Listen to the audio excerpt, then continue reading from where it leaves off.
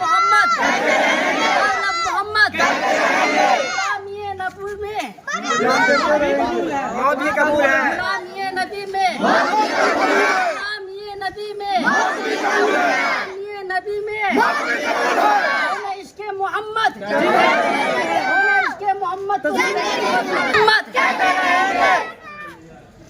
क्या कार्यक्रम है आज? मैं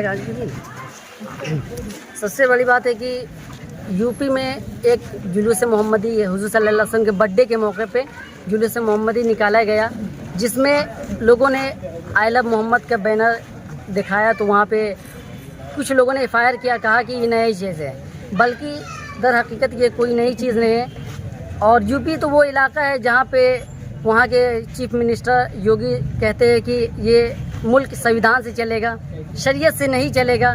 तो यहाँ बताना ये मकसद है कि आपने ही कहा मुल्क संविधान से चलेगा, तो constitution of India article 25 giving freedom of every religion, यानी भारत का संविधान अनुच्छेद 25 तमाम भारतीयों को अपने धर्म के मुताबिक रहने की, अपने धर्म में आज़ादी देने की बात करता है। तो यहाँ पे हर किसी के पास आज़ादी है। तो फिर जब दूसरे समुदाय के लोग आई लव राम कहते हैं या आई लव शंकर कहते हैं तो हमें कोई आपत्ति नहीं, क्योंकि हर एक को फ्रीडम ऑफ रिलीजन है, हर कोई कहे।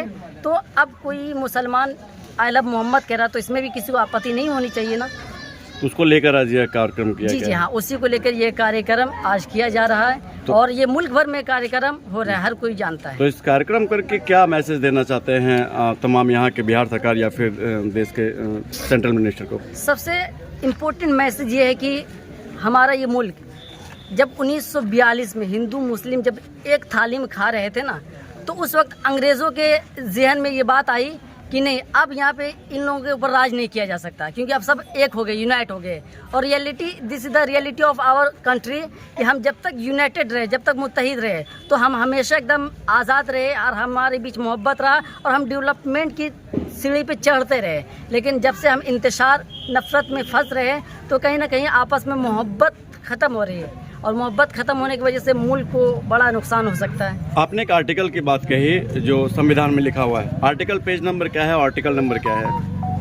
संविधान के आर्टिकल 25 में मैंने पढ़ा है, वहाँ आर्टिकल 25 हाँ मैंने पढ़ा है, वहाँ पे लिखा था कि भारत ये जो है यहाँ पे तमाम धार्मिक के लोगों को आज़ादी दी जाती है और हर कोई यहाँ पे मोहब्बत के साथ, अमन के साथ, एक साथ दूसरे साथ रहे।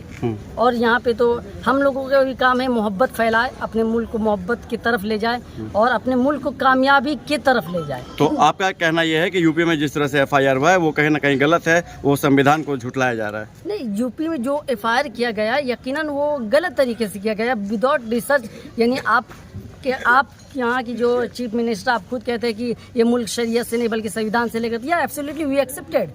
अब संविधान की बात आई, जब संविधान ने आज़ादी दी है तो अब संविधान के आज़ादाना तौर पे तो हर कोई न ये काम तो नहीं कर रहे, हम भी अकॉर्डिंग कॉन्स्टिट्यूशन ऑफ इंडिया के ही तहत काम कर रहे हैं। क्या नाम है आपका? मेरा नाम हाफिज़ तौसीफ रज़ा साकिबी हुआ। आप कहाँ रहते हैं? यहाँ मस्जिद में? जी नहीं, मैं ये मेरा सोसाइटी हुआ, मैं यहीं से बिलोंग करता हूँ। और मैं समाज से कुछ पोस्ट या कुछ ऐसा है कुछ क्या? पद पे हैं क्या? कोई पद भी है आपका? सामाजिक न्याय करके लेकर या फिर युवाओं में कुछ?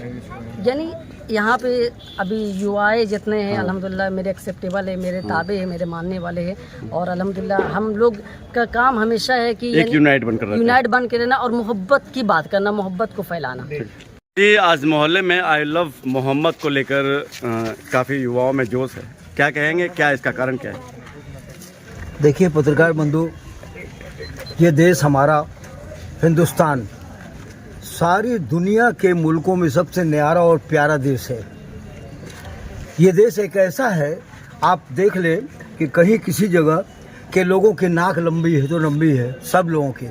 कोई किसी देश का आदमी काला है तो बिल्कुल काला ही काला अफ्रीकन तरफ, कहीं नाक चिपटा है तो बिल्कुल नाक चिपटा ही है उसका, कोई बहुत लंबा है तो लंबा ही है, कोई बहुत गोरा ही तो गोरा ही है। लेकिन हमारा देश एक ऐसा देश है जिसमें गोरा भी है, लंबा भी है, नाटा भी है, काला भी है, और इसी तरह सभी धर्म और सभी समुदाय के मानने वाले लोग हैं। ये हिंदुस्तान सारी दुनिया में जन्नत निशान मुल्क है, इसका मुकाबला कोई मुल्क नहीं कर सकता है, और इसका उल्लेख रामायण महाभारत और हमारे कुरान में भी है।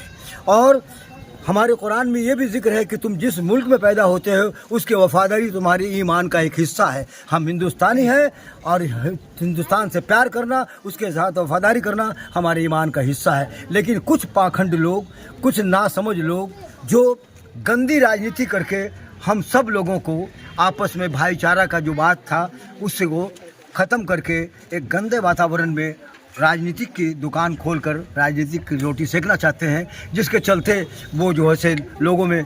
दोस्तों मैं बता दूं कि आज भी इस वक्त जबकि माहौल में हमारे हिंदुस्तान में, बिहार में फ़िरका परस्ती का माहौल फैला हुआ है, लेकिन आज भी हमारे हिंदू दोस्त, पत्रकार भी, वकील भी और बहुत सारे लोग उनके घर में अन्नप्राशय, उनके बच्चे का अन्नप्राशय हो रहा है तो मुझको इस मुसलमान को लेके जाते हैं। पंडित जी पूरे पूजा करते हैं और पंडित जी पूजा हो गया, हमारे सर आए हैं, उनके हाथ से मेरे बच्चे के मुंह में अन्नप्राशय होगा। ये कितनी बड़ी बात है बोलिए। ऐसे इसमें अगर हम जुलूस निकालते हैं, हम तो श्री रामचंद्र जी को भी हमारे यहाँ क्या कहा जाता है, इमाम हिंद, हिंदुस्तान का इमाम। तो हम तो नफरत नहीं करते, हमारा मज़हब तो मोहब्बत करना सिखाता है। लेकिन ये पाखंडी लोग, हमारे नौजवान दोस्तों ने मोहम्मद साहब सल्लल्लाहु अलैहि वसल्लम के जन्मदिन के अवसर पर जुलूस निकाला तो उस पर FIR कर दिया गया। ये कौन सा धर्म है उनका? तो एक बात याद रखें, ऊपर वाला न हिंदू है न मुसलमान है। वो अलग अलग रूप में हम सब लोगों को अलग मुल्क में इसलिए भेजा है कि हम शांति का प्रतीक बने, शांति और सही तरीके से जीने का आपको तरीका बताएं। तो दोस्तों, जिन लोगों ने इस तरह का जो माहौल पैदा कर दिया, जिससे हम उनके शुक्रगुजार हैं, हम फिर भी उन्हें बुरा नहीं कहते, क्योंकि हमारा मज़हब हमें पॉजिटिव अमल करना सिखाता है। इसलिए कि कम से कम हमारे वो बच्चे जो सोए हुए थे कि मोहम्मद सल्लल्लाहु अलैहि वसल्लम कौन है, क्या है, वो लोग इसी बहाने जाग गए, उनमें ये बात इस्लाम का जोश पैदा हो गया, वो इस्लाम को जानने और सीखने और पसंद करने का जोर दिया। ये हमारे जो पत्रकार बंधु हैं, ये सब मेरे अजीज़ हैं, हमें इतना मोहब्बत करते हैं कि अब मैं अकेला पत्रकार मुसलमान था और हूँ, लेकिन फिर भी वो लोग हमको इतनी इज्जत सम्मान देते हैं कि अपना अध्यक्ष भी बनाए हुए संघ का। तो ये क्या है? ये हमारी हिंदुस्तान की मिट्टी की एक खासियत है, कैफियत है। इसलिए जो पाखंडी, जो नफ़रत करने वाले इंसान हैं, उन लोगों के लिए हम लोग प्रार्थना करें, दुआ करें। उनके खिलाफ़ नहीं हम हैं, किसी खिलाफ़ नहीं है। हम अपने मौलिक अधिकार लेने के लिए जो संविधान ने हमें दिया है कि जलसा, जुलूस, मीटिंग, अपने जज्बात का सही ढंग से शांतिपूर्वक हम प्रदर्शन कर सकें। इसलिए peace be upon Mohammad, peace be upon Shri Ramchandra. सब इसलिए कि श्री रामचंद्र जी भी जो आए वो मनुष्य के रूप में अल्लाह ताला ने उसको एक शक्ल में भेजा, इसलिए उनको मनुष्य मत कहो, पुरुष मत कहो, इसलिए उनके साथ पुरुषोत्तम मर्यादा पुरुष कहो। तो हम तो नहीं नफरत करते हैं, लेकिन तुम भाई जो नफरत करने वाले लोग हो वो सब लोग नहीं है, चंद मुट्ठी भर के लोग हैं। इसलिए एक बात हमेशा याद रखिए कि ऐसा नहीं कि जो काम वो नफरत का कर रहे हैं हम भी जोश में और नफरत में का बाजार बहाल करके सबको करने लगे। चंद गंदे लोग हैं, उनको अल्लाह ईश्वर उनको जो है बुद्धि दे, सतबुद्धि दे कि वो ये सब नहीं करें। और जहाँ तक मोहम्मद सल्लल्लाहु अलैहि वसल्लम की बात है तो मोहम्मद सल्लल्लाहु अलैहि वसल्लम हमारे ईमान है, हमारे रहनुमा है और अल्लाह के जो से भेजे हुए आखिरी नबी हैं। वो सबके नबी हैं, सभी धर्म के नबी हैं, इसलिए उनके लिए तो अब जान माल सब कुर्बान है। वो क्या हमसे जो पाखंडी लोग हमारा इम्तिहान लेंगे। इसलिए मैं इन्हीं शब्दों के साथ हिंदुस्तान की भविष्य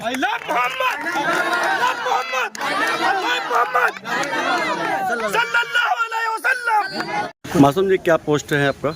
है? क्या पोस्ट है आपका? मस्जिद में रहते हैं? नहीं, मैं तो वकील हूँ। एक बार परिचय दे दीजिए। जी, मैं जमुई वकील, मैं जमुई वकालत में कोर्ट में वकालत करता हूँ।